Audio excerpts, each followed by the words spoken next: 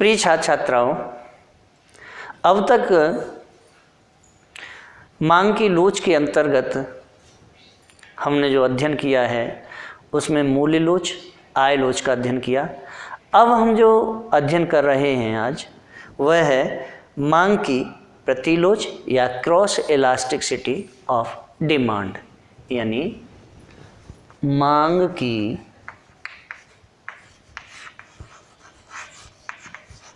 प्रतिलोच।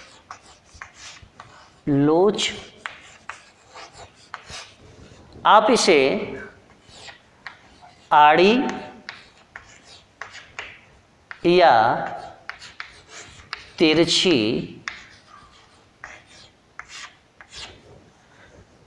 लोच भी कह सकते हैं। मांग की आड़ी या तिरछी लोच। यानी cross elastic city of demand. अब देखिए, सबसे पहले हमें समझना है कि मांग की प्रतिलोच या मांग की आड़ी या तिरछी लोच कहते किसे हैं।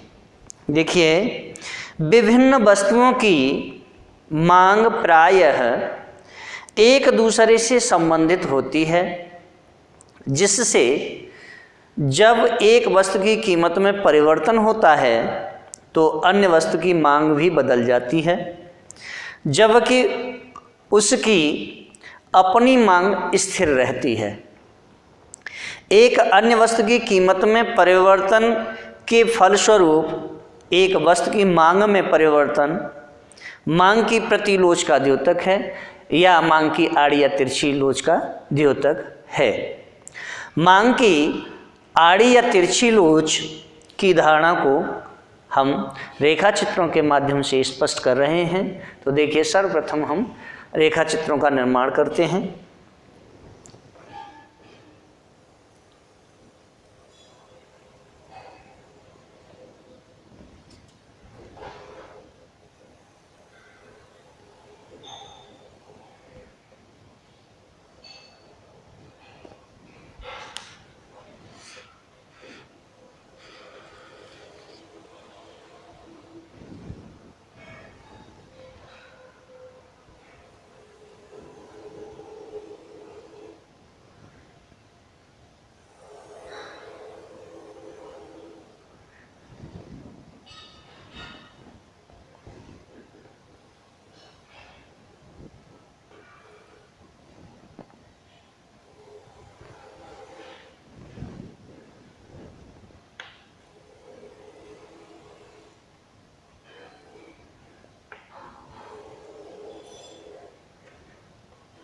X G O Y P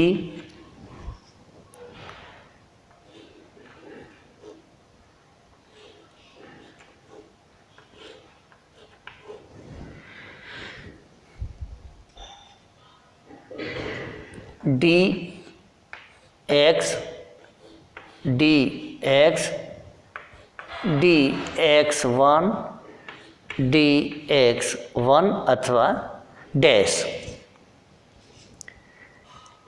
M1 M2 और दूसरा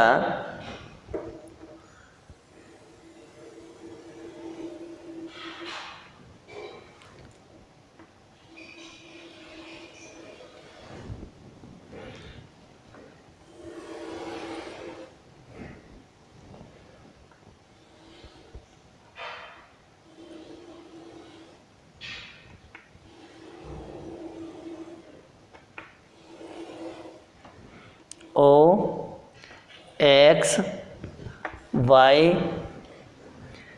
P1 P2 Q1 Q2 D Y D Y, यानी क्वांटिटी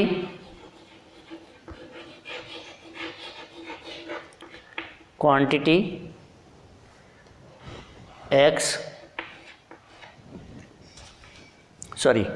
क्वांटिटी y और क्वांटिटी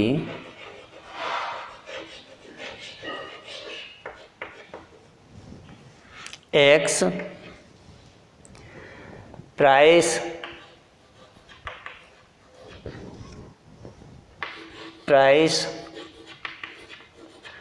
अब देखिए, मैंने आपके समक्ष दो पैनल चित्रों को तैयार किया है। सर्वप्रथम हम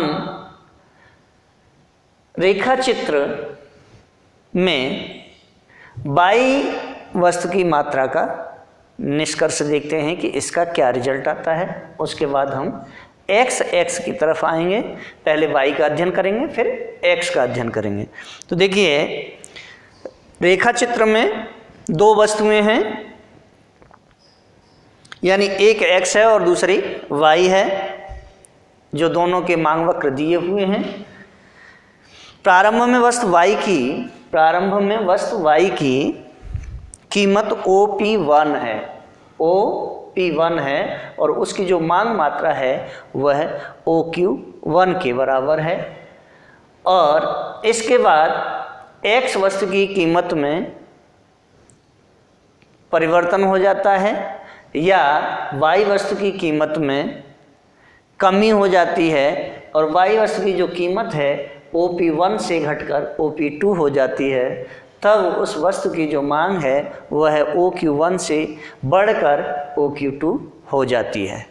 अब देखिए यहाँ क्या है कि प्रारंभ में वस्तु y की कीमत OP1 है, जिस पर वस्तु की OQ1 मात्रा की मांग है, तथा x वस्तु की कीमत OP, जिस पर, अब यहाँ देखें कि x वस्तु की जो कीमत है वह OP है, जिस पर पहले जो मांग की गई है वह OM1 के बराबर की गई है।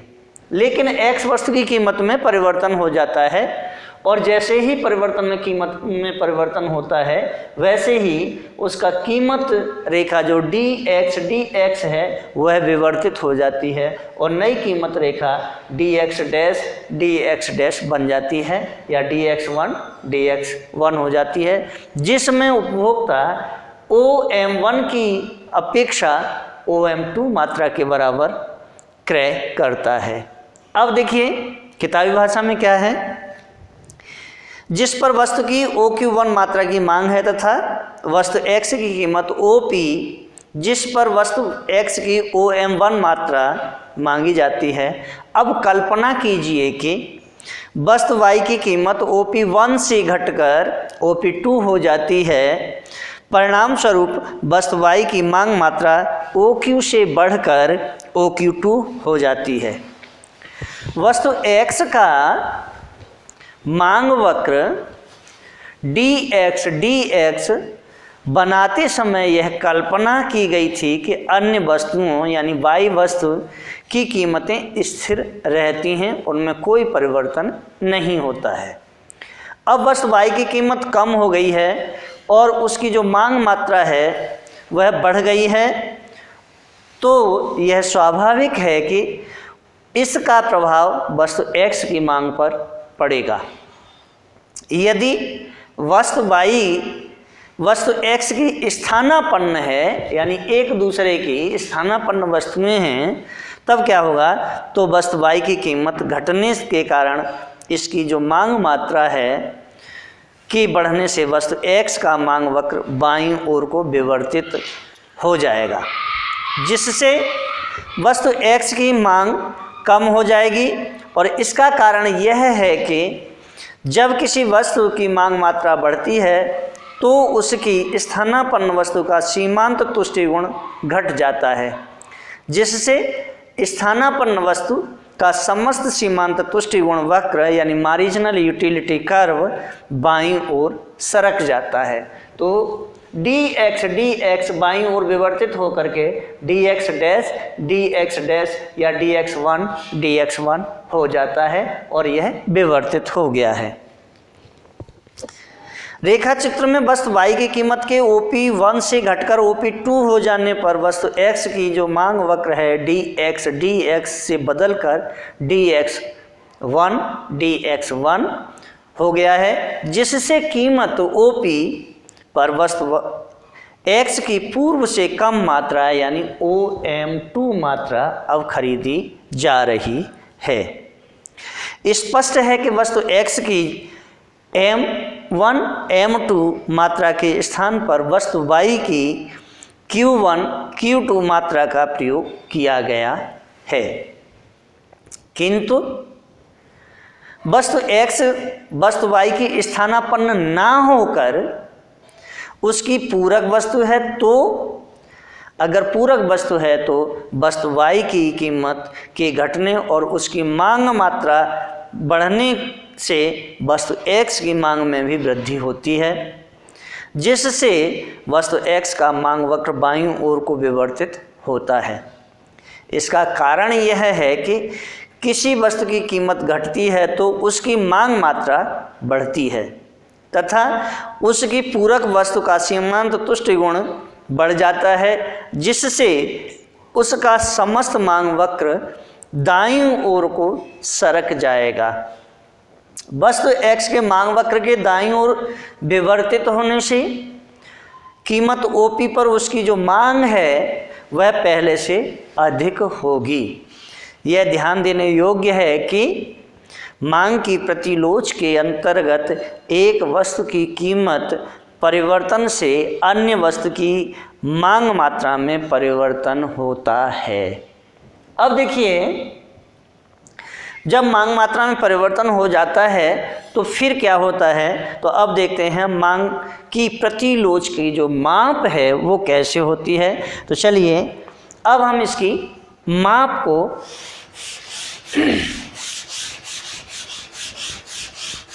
माप का अध्ययन करेंगे।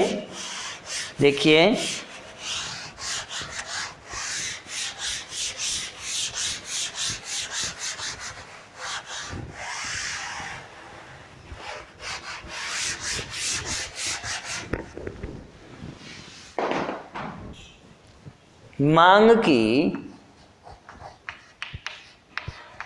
मांग की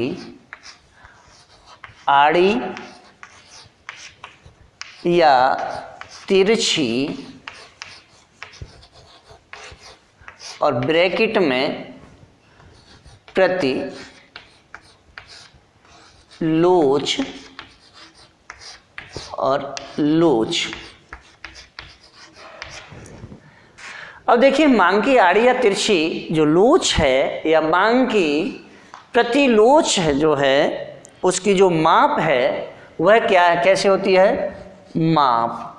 अब हम देखिए इसकी माप कैसे करेंगे, यानी measurement of cross elasticity of demand, यानी मेजरमेंट ऑफ क्रॉस इलास्टिसिटी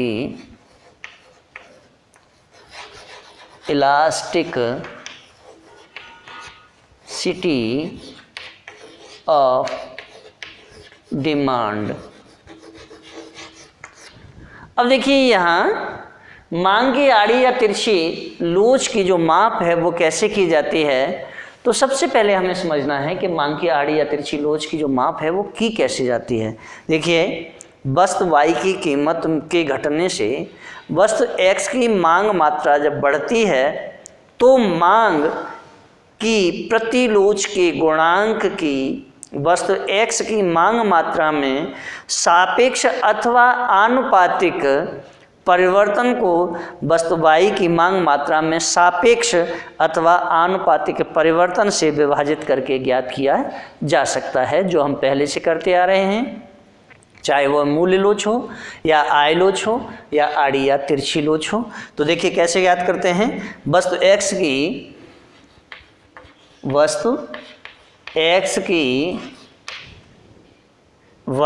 वस्तु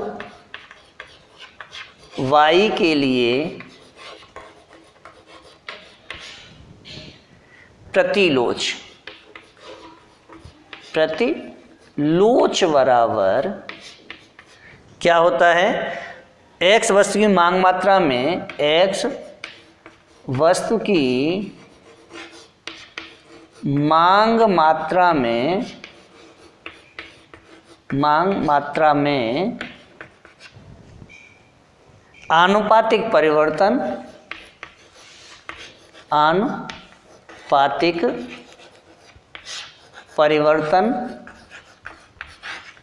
अपॉन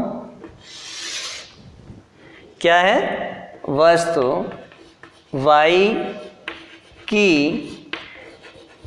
कीमत में आनुपातिक परिवर्तन।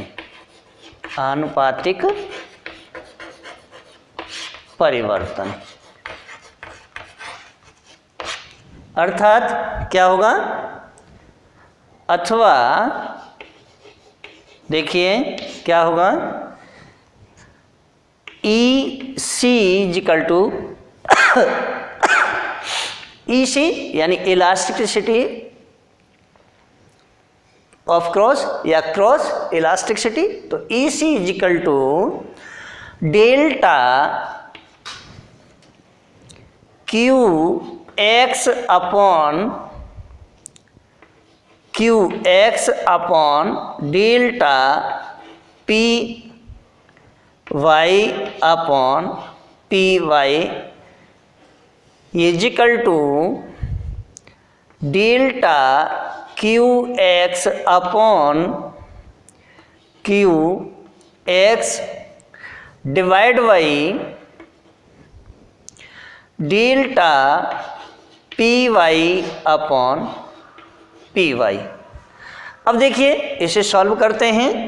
जब हम इसे सॉल्व करेंगे तो क्या होगा, यानी ई सी इजिकल टू क्या होगा, delta Q X upon Q X into P Y upon delta P Y.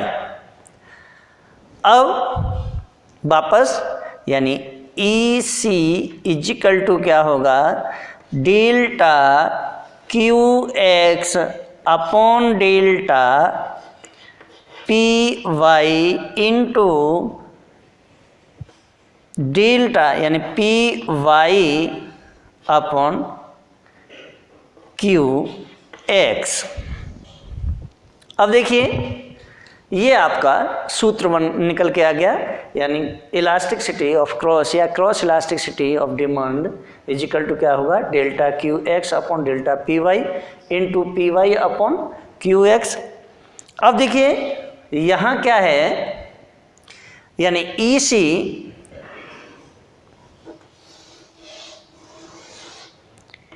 Equal to क्या होगा, वस्तु x की y के लिए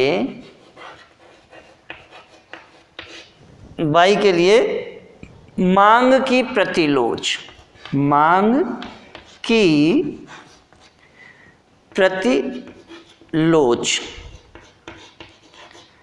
next Q X equal to क्या होता है, वस्तु x की आरंभिक मांग, यानी वस्तु x की आरंभिक मांग, delta Q X equal to क्या होगा, वस्तु x की परिवर्तित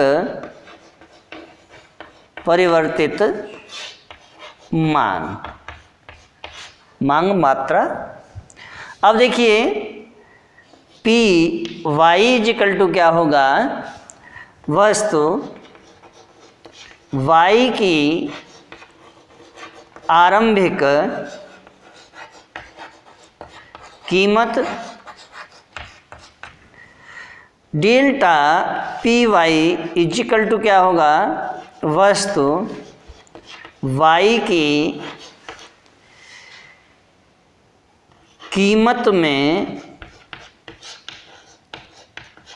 परिवर्तन या कीमत परिवर्तित, वस्तु y की परिवर्तित कीमत। अब देखिए ये हमने आपके समक्ष निकाला है। अब आगे हम इसको एक एग्जाम्पल के माध्यम से यानी एक उदाहरण के माध्यम से समझने की कोशिश करेंगे कि इसे निकालते कैसे हैं। तो देखिए इसे हम हटाते हैं और एक उदाहरण से इसे समझने की कोशिश करते हैं।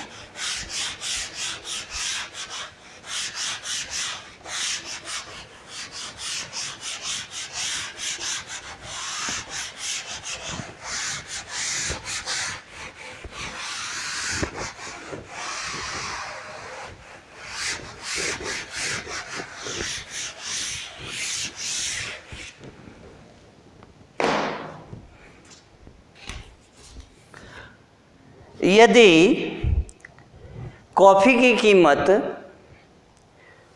4 रुपये 50 पैसे प्रति 100 ग्राम से बढ़कर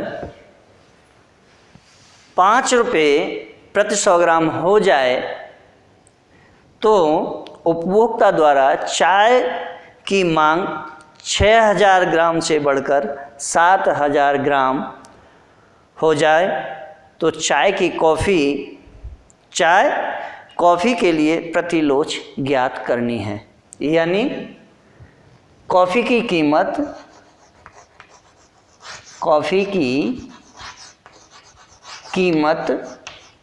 कितनी है? 4 रुपये 50 पैसे। अब देखिए कीमत बढ़ गई यानी परिवर्तित, और जब कॉफ़ी की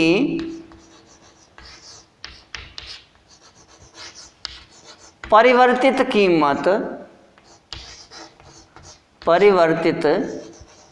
कीमत कितनी है? 5 रुपये। तब चाय की जो मांग है, चाय की मांग पहले कितनी थी? 6000 ग्राम, और ये बढ़कर कितनी हो गई? बढ़कर 7000 ग्राम हो गई है। अब जब ये हो गया है तो हमें निकालना क्या है? तो देखिए हमें निकालना है मांग की प्रतिलोच या मांग की आड़ी या तिरछी लोच को हमें ज्ञात करना है। तो देखिए हम मांग की आड़ी या तिरछी लोच को कैसे ज्ञात करते हैं। तो देखिए यहाँ delta Q X equal to क्या है? 7000 जो बढ़ गई है माइनस 6000 इजिकल टू 1000 ग्राम। यानी जो वृद्धि हुई है, जो परिवर्तन हुआ है वह 1000 ग्राम का हुआ है। अब देखिए क्यू एक्स इजिकल टू क्या है? यानी 6000 ग्राम। क्यू एक्स की कीमत कितनी है? 6000 ग्राम। ओके, इसी तरह से अब हमें कीमत को ज्ञात करना है। तो delta P Y equal to क्या है? डेल्टा पी वाई कितनी है? पहले बढ़ के कितनी हो गई है? 5 रुपये, माइनस 5 में से 4 रुपये 50 पैसे को अगर घटा देंगे तो कितना निकल के आएगा? 50 पैसे। ओके, तो डेल्टा पी वाई यानी delta P Y equal to 50 पैसे। Next P Y equal to कितनी है? 4 रुपये 50 पैसे, यानी इजिकल टू अगर हम पैसों में कन्वर्ट कर देते हैं इसे तो 450 पैसे हो जाते हैं। ओके, अब हम इसे फॉर्मूला में पुट कर लेते हैं। तो फॉर्मूला क्या है इसका? यानी elasticity of cross equal to क्या है? Delta Q X delta Q X upon delta P Y into P Y upon P X, sorry Q X, यही है ना। अब देखिए हम इसे पुट कर लेते हैं। अब हम जब पुट करते हैं तो इजिकल टू क्या हो जाएगा, यानी डेल्टा क्यू एक्स की वैल्यू कितनी आई है 1000 ग्राम, तो डेल्टा क्यू एक्स की वैल्यू 1000 ग्राम बटे, अब हमें क्या निकालना है डेल्टा पी वाई, और डेल्टा पी वाई की वैल्यू कितनी आई है 50 पैसे।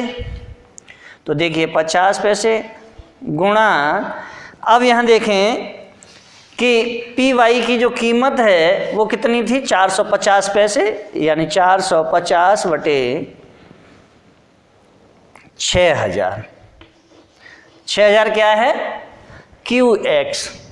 अब हम इसे काट पीट कर लेते हैं। तो देखिए 1 0 से 1 0, 2 0 से 2 0, 3 0 से 3 0, ओके। आगे इजिकल टू क्या हो जाएगा, तो देखिए अब यहाँ 1 0 इधर और 1 0 इधर, ये भी काट देते हैं। तो देखिए यानी 45 बटे 30, यानी 5 6 30 और ये 45। अब देखिए इसमें भाग दे लेते हैं, तो भाग देंगे तो क्या होगा 1 दशमलव, अब यानी 45 में अगर हम भाग देते हैं 30 का, तो 30 से 31 बटे 5 और 1 15, दशमलव लगा के 1 0 बढ़ा लो और 3 पंजे 15, यानी 1.5 के बराबर इसकी वैल्यू निकल के आ जाएगी। यानी elasticity of cross equal to क्या है 1.5। अब जब 1.5 है तो हम ये देखें कि ये जो लोच है वह कैसी है। तो देखिए यहाँ जब लोच को पता करते हैं तो चूंकि क्या होता है इलास्टिसिटी ऑफ प्राइस या elasticity of cross equal to क्या होता है ग्रेटर देन 1 कब होता है, जब 1 से अधिक वैल्यू आती है। तो यहाँ 1 से अधिक वैल्यू आई है तो ये जो लोच होगी वह कैसी होगी बेलोचदार। कैसी होगी बेलोचदार। या आप निकालें तो अच्छी बात है, नहीं निकालते हैं तो कोई बात नहीं है। अब देखिए नेक्स्ट, जब इकाई से अधिक आ जाती है तो मांग की जो लोच होती है वो कैसी होती है लोचदार होती है। और मैं इसके लिए सॉरी बोलता हूँ कि मैंने आपको बेलोचदार बोल दिया है, यानी लोचदार होती है। नेक्स्ट, जब हम ये ज्ञात कर लेते हैं, अब इसके बाद में हम देखते हैं नेक्स्ट जो टॉपिक है हमारा वह है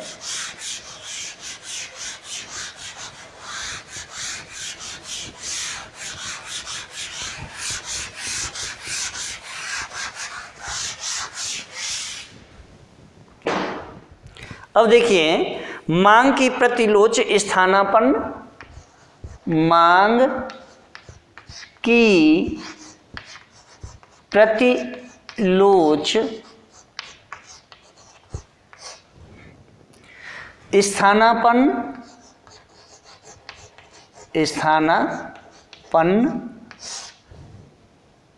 तथा पूरक पदार्थ, यानी क्रॉस इलास्टिसिटी ऑफ डिमांड,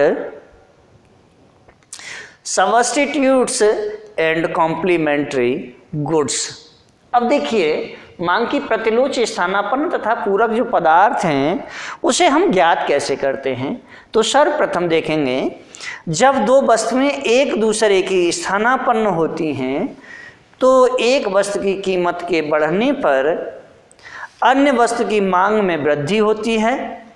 इसी प्रकार जब दो स्थानापन्न वस्तुओं में से एक की कीमत घटती है तो अन्य वस्तुओं की मांग कम हो जाएगी।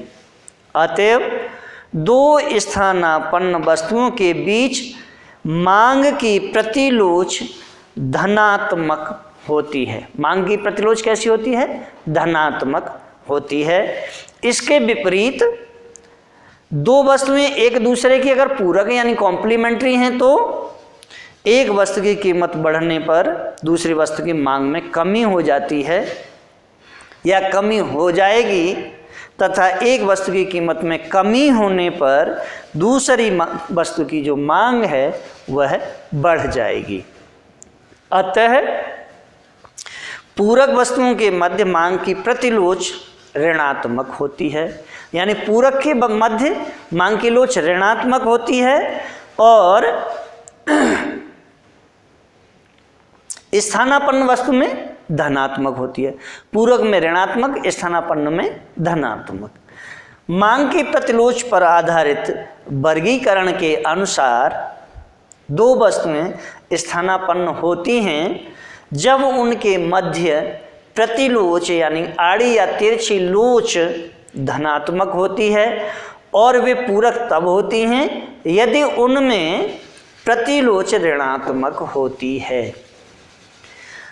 अनधिमान वक्रों से या अनधिमान वक्रों की सहायता से इसे हम सरलता से समझ सकते हैं, या तटस्थ वक्र विश्लेषण से भी हम इसे समझ सकते हैं। तो देखिए, अब हम इसे सबसे पहले तटस्थ वक्र विश्लेषण से समझने की कोशिश करते हैं। तो देखिए, इसके लिए मैं एक पैनल चित्र तैयार करता हूं, यानी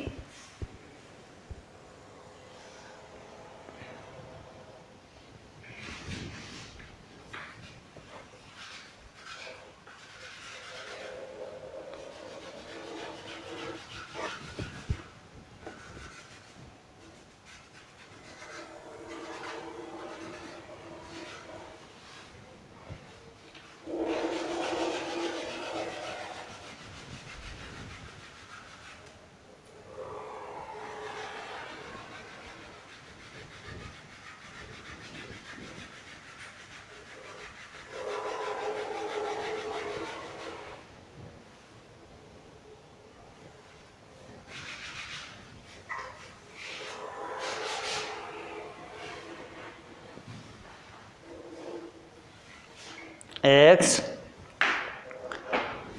P Y PL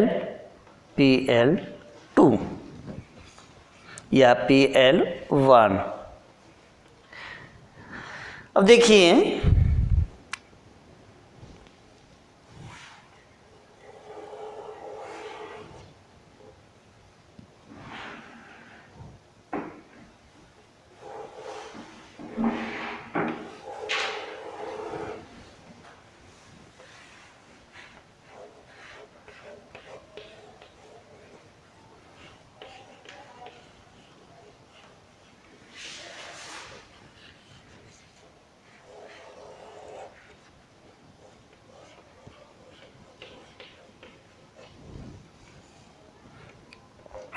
M1 M2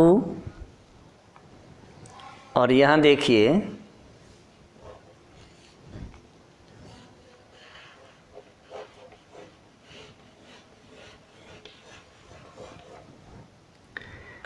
PCC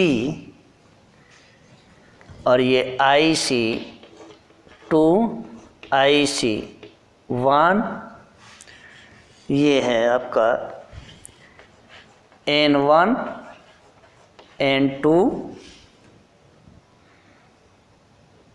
यहाँ देखें,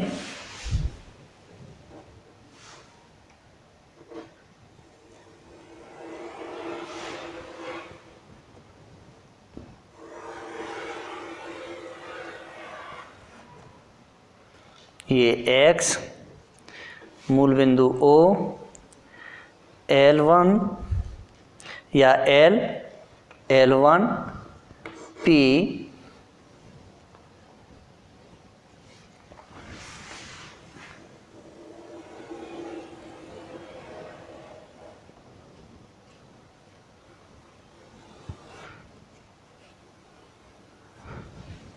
देखें,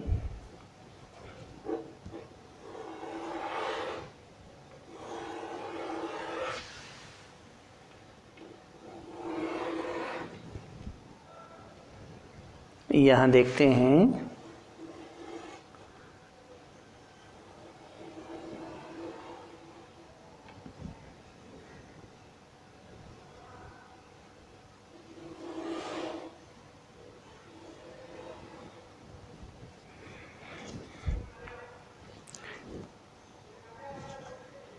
Q1 Q2 और यहाँ ये देखिए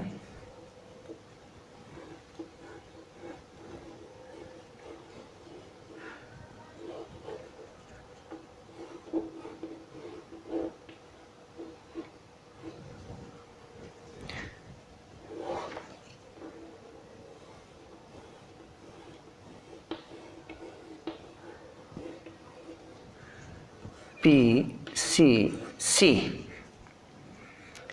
और इसे Q, इसे T, IC1 IC2, ये है Q और ये है R। यहाँ देखें S1 S2। अब देखिए ये पैनल बी चित्र है और ये पैनल ए चित्र है। यहाँ देखिए कमोडिटी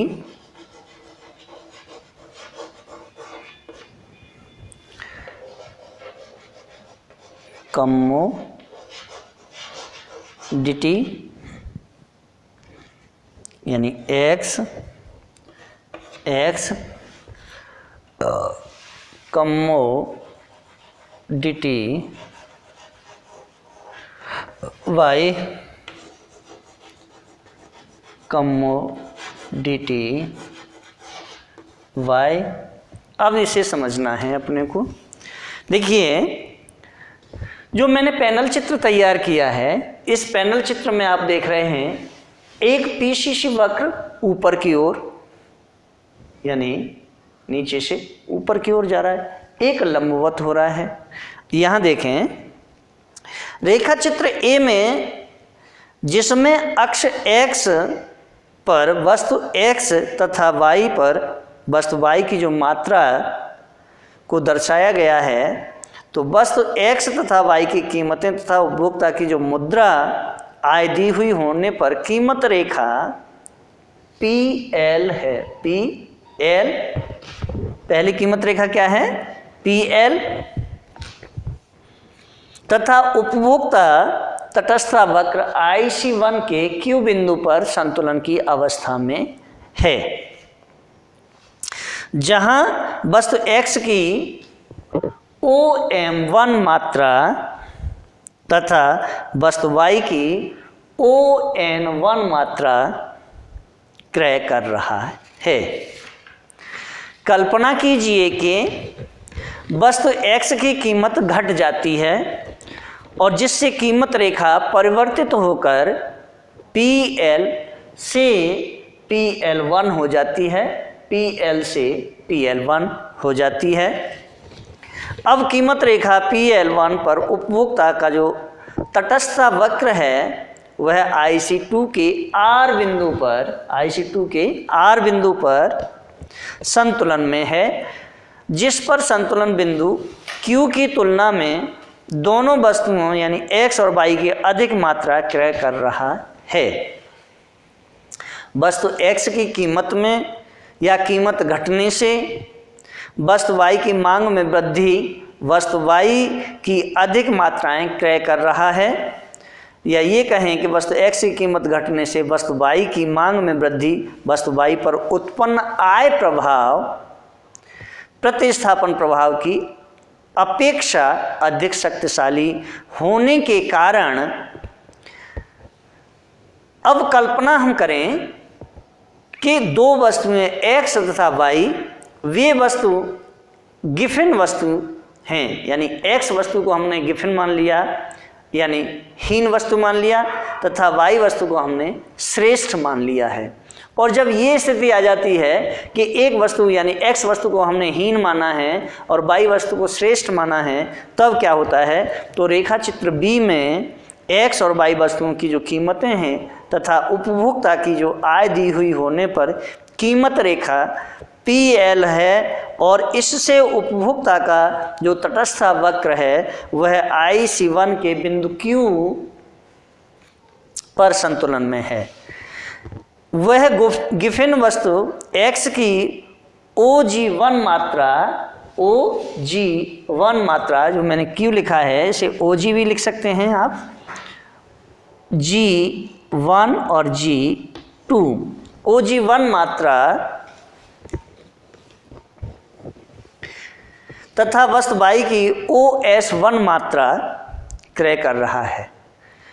कल्पना कीजिए कि गिफिन वस्तु x की कीमत घट जाती है जिससे कीमत रेखा परिवर्तित होकर PL1 हो जाती है, और जब PL1 बनती है अब उपभोक्ता का जो अनधिमान वक्र है या तटस्थ वक्र है वह IC2 के T बिंदु पर संतुलन में होता है, जहां वह वस्तु x की पहले से कम मात्रा OG2 तथा y की अधिक मात्रा OS2 क्रय कर रहा है। इससे स्पष्ट होता है कि गिफिन वस्तुएं या गिफिन वस्तु x श्रेष्ठ वस्तु y द्वारा प्रतिस्थापित की गई है। इसका कारण यह है कि x की कीमत के घटने का आय प्रभाव वस्तु x के लिए ऋणात्मक है तथा उसकी श्रेष्ठ वस्तु स्थानापन्न की स्थिति में, या ये कहें फिर से देखें कि इसका कारण यह है कि x की कीमत के घटने का आय प्रभाव वस्तु x के लिए कैसा है, ऋणात्मक है, परंतु वस्तु y के लिए कैसा है, धनात्मक। एक के लिए ऋणात्मक है, पीछे खिसक गया और ये बढ़ गई तो धनात्मक है, तो y के लिए कैसा है, धनात्मक है, और x के लिए कैसा है, ऋणात्मक है। जब ये स्थिति आ जाती है कि एक के लिए धनात्मक तथा दूसरी के लिए ऋणात्मक हो जाता है, तब गिफिन वस्तु तथा उसकी जो श्रेष्ठ वस्तु है स्थानापन्न की स्थिति में गिफिन वस्तु की जो कीमत है उसमें कमी होने से श्रेष्ठ वस्तु स्थानापन्न वस्तु की मांग में वृद्धि होती है, जिससे दो वस्तुओं के मध्य प्रतिलोच ऋणात्मक होती है, यद्यपि दो वस्तुएं परस्पर पूरक नहीं हैं।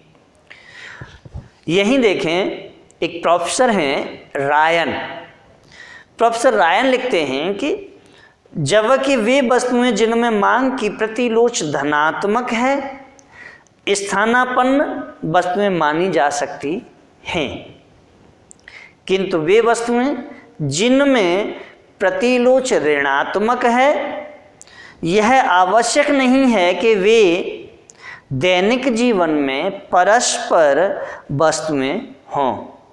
मांग की प्रतिलोच न केवल पूरकता की दिशा में अपितु अपेक्षाकृत शक्तिशाली आय प्रभावों की स्थिति में ऋणात्मक होती है। वहीं प्रोफेसर हिक्स, जिनकी पुस्तक मूल्य और पूंजी यानी वैल्यू एंड कैपिटल में यह विचार प्रस्तुत किया है कि स्थानापन्न तथा पूरक पदार्थों का अधिक सही वर्गीकरण कीमत परिवर्तन के प्रति स्थानापन्न प्रभाव के आधार पर ही किया जा सकता है, किंतु अनुभवाश्रित स्तर पर वस्तुओं के वर्गीकरण करने में केवल प्रतिस्थापन प्रभाव का प्रयोग करना अति कठिन है, क्योंकि यह कीमत के अनधिमान क्रम पर निर्भर करता है। अब देखिए नेक्स्ट जो टॉपिक है वह है अनधिमान वक्र विश्लेषण द्वारा प्रतिलोच का स्पष्टीकरण। अब देखिए हम इसका स्पष्टीकरण करके देखते हैं कि इसका स्पष्टीकरण क्या है। तो देखिए इसे भी देखें।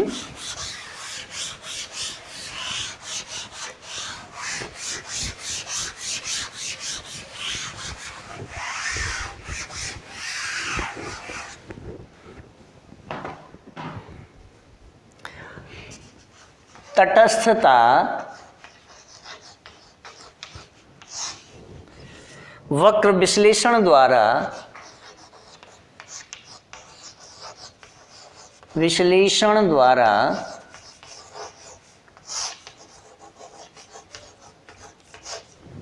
क्या है? प्रतिलोच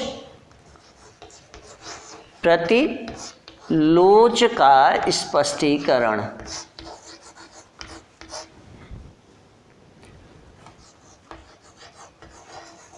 स्पष्टीकरण। यानी illustration of cross elasticity of demand through indifference curve analysis। अब देखिए इसे समझने के लिए हमें फिर पैनल चित्रों का निर्माण करना पड़ेगा। तो देखिए अब हम नेक्स्ट पैनल चित्र का निर्माण करते हैं। चूंकि इसके लिए मुझे 3 पैनल चित्र तैयार करने होंगे, इसीलिए मैं छोटे छोटे पैनल चित्र तैयार करूंगा।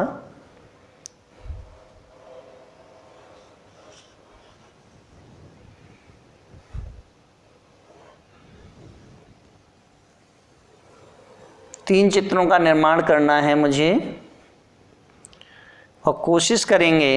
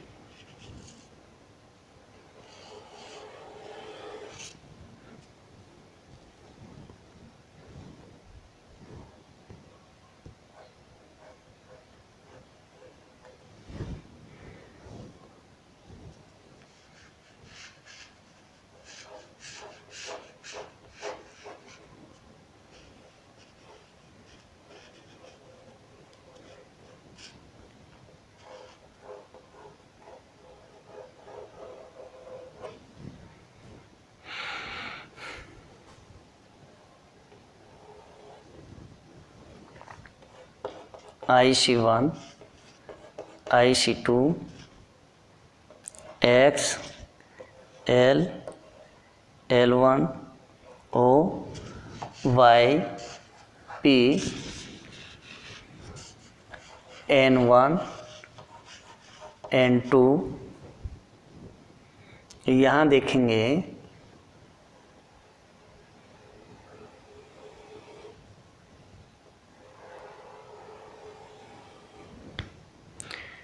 PCC यानी प्राइस कंजप्शन कर्व, और ये Q और ये R।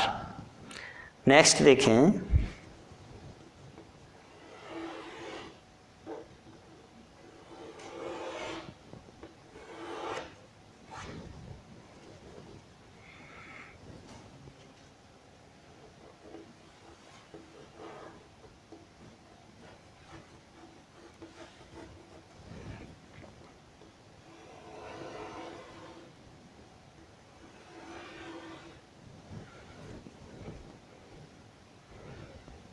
Q R P C C L L1 O x और ये है आपका m1 m2, ये p कीमत है, या आप इसे n1 नाम दे देवें, n1 ये p ये y।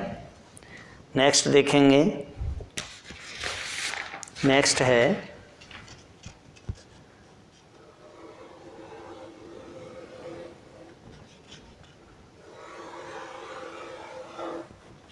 ये x मूल बिंदु O, L L1, यहाँ देखें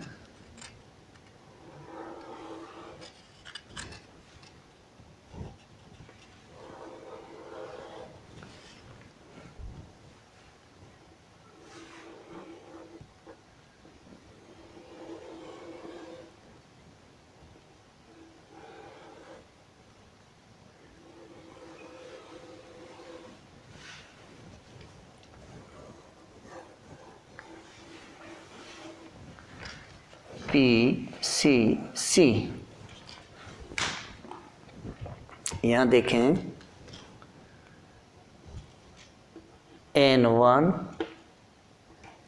N2 P Y, और ये है आपका M1 M2 और Q, और ये है R। अब देखिए commodity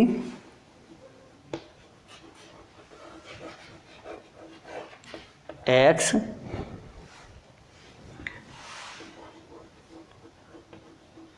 commodity X commodity X commodity Y। अब इसे A B और C, ये पैनल मैंने नाम दिए हैं। अब आप इसे समझेंगे तो देखिए, सर्वप्रथम देखें कि जब तटस्था वक्र विश्लेषण द्वारा हम प्रतिलोच का स्पष्टीकरण करते हैं तो वो कैसे करते हैं। देखिए, मांग की जो प्रतिलोच की धारणा है या मांग की प्रतिलोच की धारणा को अनधिमान वक्र की सहायता से हम भली भांति कैसे समझते हैं, इस चीज को देखें। सर्वप्रथम रेखा चित्र ए बी सी यानी ए बी सी, 3 रेखा चित्रों का मैंने निर्माण किया है।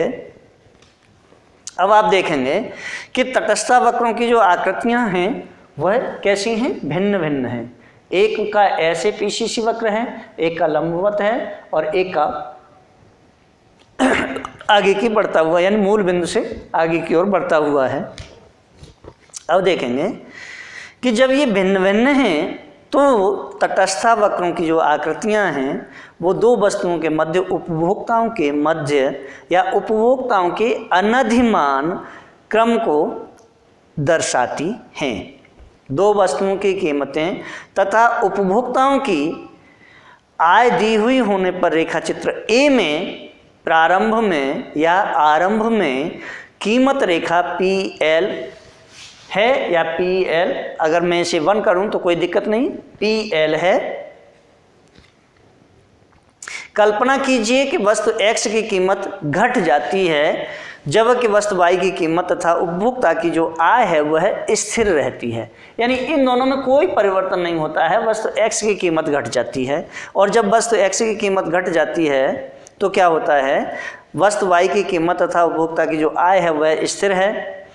फलतः कीमत रेखा बदलकर PL से PL1 हो जाती है और जब PL1 हो जाती है तो परिणाम स्वरूप उपभोक्ता का जो नया संतुलन बिंदु है वह Q से हटकर R पर हो जाता है, जिससे अब वह वस्तु X की अधिक मात्रा OM2 तथा वस्तु Y की ON मात्रा क्रय करेगा, यानी ON2 और ON, यहाँ देखें ये OM1 और OM2 ये क्रय कर रहा है OM2 को।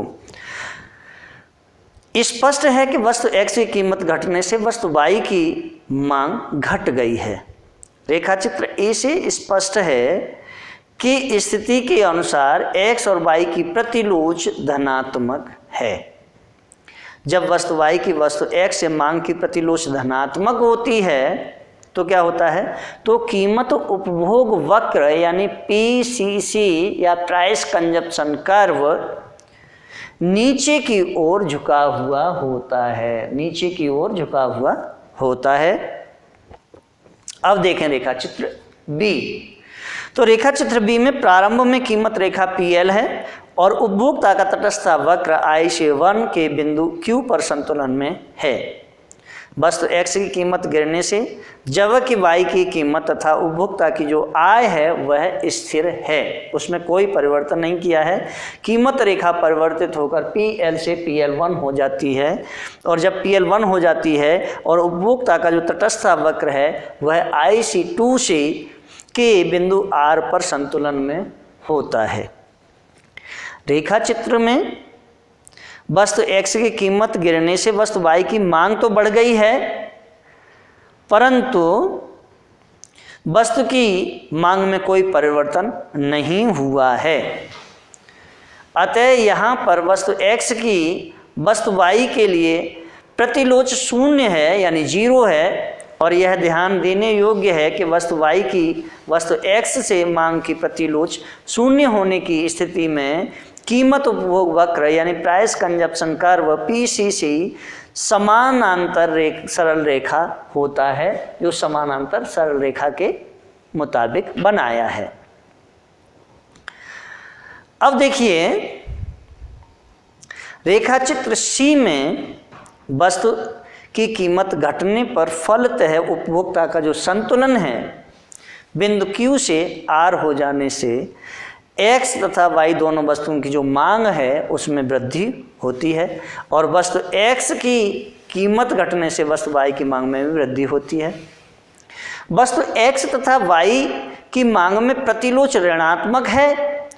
जब दो वस्तुओं में प्रतिलोच ऋणात्मक होती है तो कीमत उपभोग वक्र यानी प्राइस कंजप्शन कर्व ऊपर की ओर चढ़ता हुआ होता है। तो इसमें प्राइस कंजप्शन कर्व ऊपर की ओर चढ़ता हुआ है, इसमें समान रेखा समानांतर है और इसमें नीचे की ओर गिरता हुआ है। यह PCC से आपको पता लग जाता है। जब कीमत उपभोग वक्र ऊपर की ओर चढ़ता हुआ होता है तो क्या होता है, तो देखिए मांग की प्रतिलोच का अब हम महत्व समझते हैं कि मांग की प्रतिलोच का महत्व क्या है। देखिए यानी importance of cross elasticity of demand. मांग की प्रतिलोच की जो धारणा है वह आर्थिक सिद्धांत में बहुत महत्वपूर्ण है, जहां स्थानापन्न तथा पूरक पदार्थों की जो परिभाषा है वह मांग की आड़ी या तिरछी लोच के आधार पर ही की जाती है। वे वस्तुएं जिनमें प्रतिलोच धनात्मक होती है स्थानापन्न वस्तुएं कही जाती हैं और वे जिनमें ऋणात्मक होती है एक दूसरे की पूरक वस्तुएं कही जाती हैं। इसके अतिरिक्त बाजार ढांचा विभिन्न रूपों का वर्गीकरण भी प्रायः मांग की प्रतिलोच के आधार पर किया जाता है। प्रोफेसर ट्रिफिन है एक, वह क्या कहते हैं, देखिए प्रोफेसर ट्रिफिन के अनुसार विभिन्न बाजार अथवा मार्केट के रूप में भेद करने के लिए प्रतिलोच की धारणा का प्रयोग किया गया है। पूर्ण प्रतियोगिता बाजार, जिसमें असंख्य फर्मों द्वारा उत्पादित पदार्थों की जो मांग की लोच है वह अनंत होती है। इसके विपरीत बाजार में एकाधिकार तब होता है जब उत्पादक ऐसे पदार्थ का उत्पादन करता है जिसकी किसी अन्य पदार्थ से लोच बहुत कम होती है। अब देखिए आज इस चैप्टर को समापन किया है। अभी मैं इसमें से कुछ मैथमेटिकल कॉन्सेप्ट हैं, उन मैथमेटिकल कॉन्सेप्ट के बारे में भी अपन चर्चा कर लेते हैं। और अक्सर जो MA प्रीवियस का मैथमेटिक्स मेथड्स ऑफ इकोनॉमिक्स का जो पेपर है उसमें अक्सर ये न्यूमेरिकल आते हैं। तो देखिए यहाँ ये भी अपन पढ़ लेते हैं, जो मैथमेटिक्स मेथड्स ऑफ इकोनॉमिक्स का पेपर है उसमें ये न्यूमेरिकल आते हैं। तो मैं यहाँ कुछ न्यूमेरिकल आपको बताए देता हूँ और उनके माध्यम से शायद मुझे पूर्ण विश्वास है कि आप उन सभी न्यूमेरिकल को सॉल्व करेंगे। और अगर समझ में नहीं आए तो आप मेरे चैनल पर जो कमेंट हैं उस कमेंट में अवश्य लिखें, मैं आपके क्वेश्चन का आंसर देने के लिए तत्पर तैयार हूँ। देखिए, मांग लोच का गणितीय विश्लेषण। मांग लोच का गणितीय विश्लेषण। मांग लोच का जो गणितीय विश्लेषण है वो कैसे होता है, इसे देखिए, यानी mathematical analysis of demand elasticity. तो देखिए, सर्वप्रथम हमें क्या करना है, नंबर 1 मांग फलन से, यानी मांग फलन से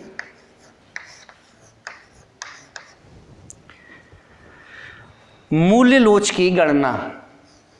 किसकी? मूल्य लोच की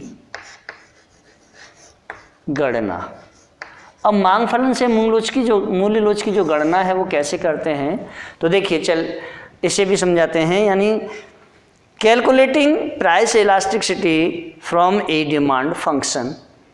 अब हम इसे समझेंगे कैसे, तो देखिए, किसी मांग फलन से वस्तु की मूल्य लोच की गणना की जो विधि है उसका जो हम विश्लेषण करते हैं वह, उसके लिए सबसे पहले मैंने एक एग्जाम्पल लिया है। उसमें देखें कि कल्पना कीजिए कि हमें, अब यहाँ क्वेश्चन में लिख रहा हूँ, कल्पना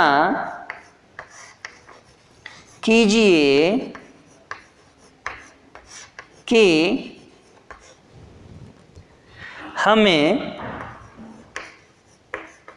निम्न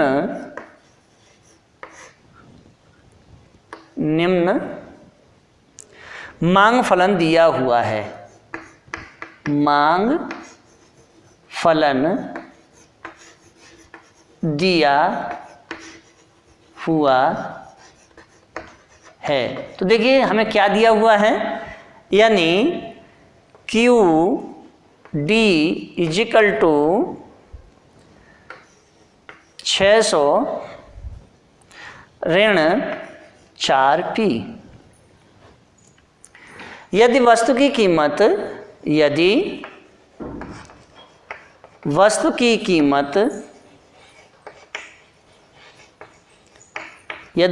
कीमत 100 रुपये है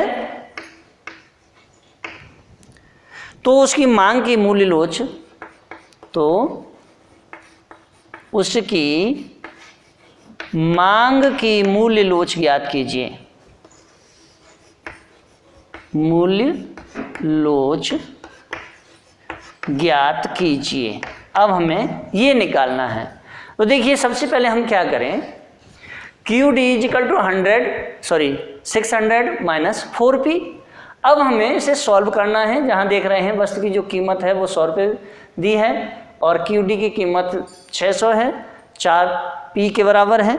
अब हम इसे सॉल्व करेंगे तो कैसे करेंगे, इसे देखने से सबसे पहले हमें ये पता चलता है कि यह मांग फलन कैसा है, रेखिक है, यानी लाइनर है, जिसकी स्थिर ढाल, लाइनर की हमेशा जो स्थिर ढाल होती है, यानी रेखिक की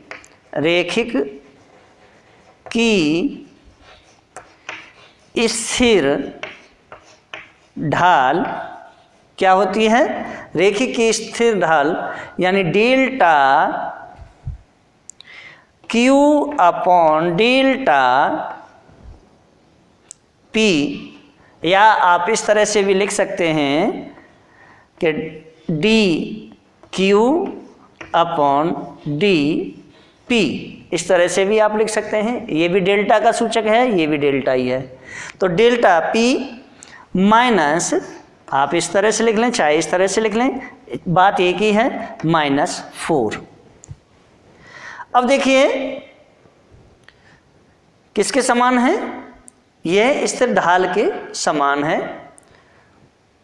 डेल्टा क्यू का, delta Q upon delta P का यह अर्थ है कि कीमत के रूप के कीमत 1 रुपये के बराबर परिवर्तन होने से मांग मात्रा में कितना परिवर्तन होता है, इस चीज़ को हमें ज्ञात करना है। तो देखिए जहाँ डेल्टा यानी delta Q upon delta P equal to -4 दिया है, का अर्थ है कि वस्तु के मूल्य में 1 रुपये की कमी से वस्तु की मांग मात्रा 4 इकाइयों के बराबर बढ़ जाती है।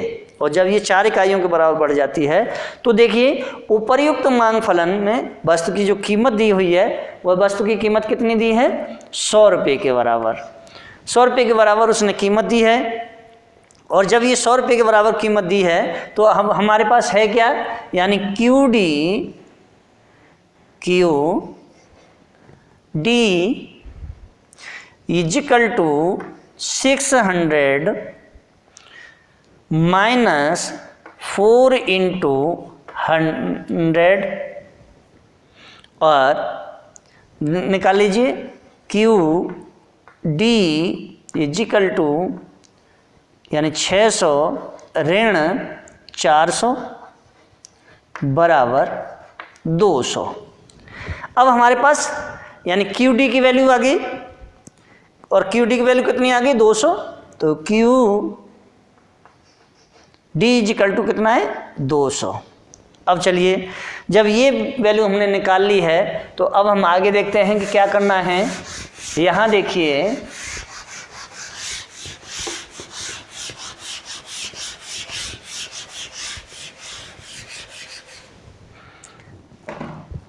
अब देखिए, अब वस्तु की कीमत 100 रुपये पर उसकी जो मांग मात्रा है वो कितनी हो जाएगी, 200 इकाइयाँ होने से मांग की मूल्य लोच का जो सूत्र है वो क्या है, यानी elasticity of price is equal to क्या है,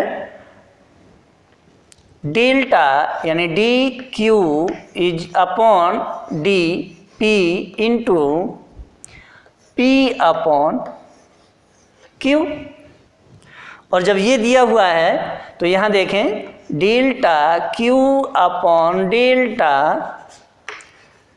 P into P upon Q equal to, यहाँ देखिए आगे क्या दिया हुआ है कि डेल्टा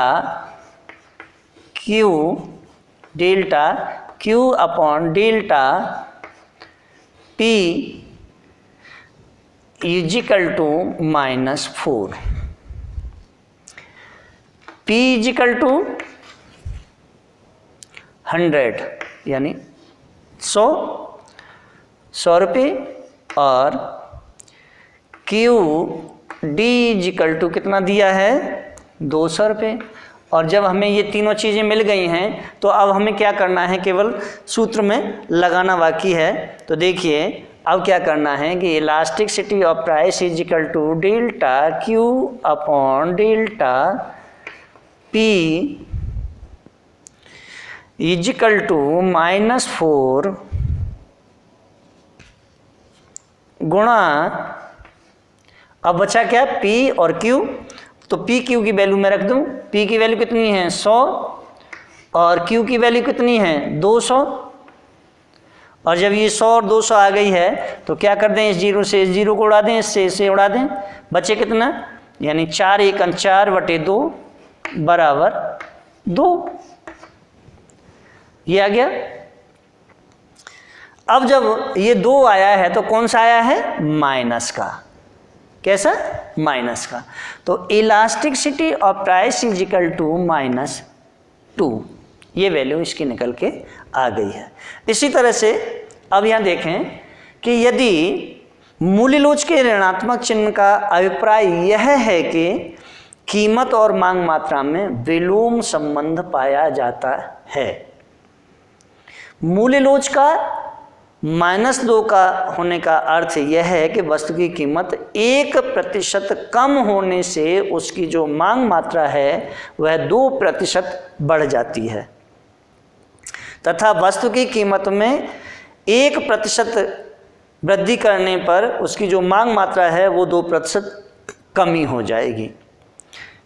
इसी तरह से दूसरा आप उदाहरण देखें। दूसरा उदाहरण है, चलिए एक एग्जाम्पल और मैं आपको बता देता हूँ और फिर टोटल जो क्वेश्चन है इसके न्यूमेरिकल, वो सारे न्यूमेरिकल मैं डिस्क्रिप्शन में डालूँगा। आप वहाँ से इन्हें सभी न्यूमेरिकल को डिस्क्रिप्शन से देख सकते हैं और वहाँ इन्हें सॉल्व करेंगे। चलिए दूसरा एक और देख लेते हैं कि एक वस्तु का मांग फलन निम्न प्रकार का है। कैसा है? Q = 500/P। तो देखिए वस्तु की कीमत घटने पर मांग की मूल्य लोच ज्ञात करनी है। कैसे ज्ञात करेंगे? मांग फलन को, यानी मांग जो फलन दिया है, मांग फलन को क्या कर देवें हम? परिवर्तित कर लेवें। पहले मांग फलन को परिवर्तित करके क्या देखेंगे? यानी Q = 500/P। और जब हम इसे परिवर्तित करेंगे तो इसे कैसे लिख लेंगे? यानी P × Q = 500। ओके, इस तरह से हम इसे लिख देंगे। चूंकि PQ उपभोक्ता द्वारा वस्तु पर किया गया कुल व्यय कितना है? 500 रुपये है। कितना? 500 रुपये के बराबर है। तो इस तरह इसका अर्थ है कि कीमत गिरने पर मांग मात्रा में इतनी वृद्धि होती है कि वस्तु पर किया गया कुल व्यय 500 रुपये में स्थिर रहता है। इसका अर्थ यह है कि मूल्य लोच इकाई के बराबर है। मूल्य लोच कैसी है? इकाई के बराबर है। अब देखिए आगे, आय मांग फलन से आय लोच ज्ञात अगर हमें करनी हो तो वह कैसे ज्ञात करेंगे? तो देखिए इसके लिए भी अब मैं ये सारे न्यूमेरिकल, जितने भी न्यूमेरिकल दिए हुए हैं, इन सारे न्यूमेरिकल को मैं अपने डिस्क्रिप्शन में डालूँगा, आप वहाँ से देखें। और अब हम इस जो नया जो चैप्टर है ये इलास्टिसिटी ऑफ डिमांड का, आज हम इसे संपूर्ण करते हैं और ये सारे न्यूमेरिकल मेरे डिस्क्रिप्शन में आपको मिलेंगे। अगर आप मेरे चैनल पर नए हैं तो चैनल को सब्सक्राइब करें, लाइक करें, कमेंट करें, बेल आइकन का बटन अवश्य दबाएं, कमेंट ज़्यादा से ज़्यादा करें। अगर आपका किसी भी प्रकार का कोई भी न्यूमेरिकल है जो आप सॉल्व नहीं कर पाते हैं तो आप मेरे कमेंट बॉक्स में अवश्य उसके लिए लिखें। और चूँकि यह जो चैप्टर मैंने पढ़ाया है ये काफ़ी लेंथी चैप्टर होने की वजह से, चूँकि ये 42 पेज में पूरा ये नोट्स है, मैं सारे नोट्स को आपके लिए डिस्क्रिप्शन में डाल रहा हूँ और इसे निकाल के आप पढ़ें। यह MA प्रीवियस और BA फर्स्ट ईयर के विद्यार्थियों के लिए बहुत ही उपयोगी है। पूरे भारतवर्ष के यूनिवर्सिटी में इस चैप्टर को पढ़ाया जाता है, भले ही वो कहीं ये टॉपिक MA फाइनल में पढ़ाया जाता हो, कहीं MA प्रीवियस में पढ़ाया जाता हो, कहीं BA प्रीवियस में, कहीं BA सेकेंड ईयर में, कहीं BA थर्ड ईयर में। ये यूनिवर्सिटी के ऊपर निर्भर करता है कि कौन कौन सा पेपर उन्होंने कब कब रखा है। लेकिन ये जो टॉपिक है ये बहुत ही इम्पोर्टेंट टॉपिक है, यानी बहुत महत्वपूर्ण होने के साथ साथ इस चैप्टर से कम 15 से 20 नंबर के क्वेश्चन आ ही जाते हैं। धन्यवाद।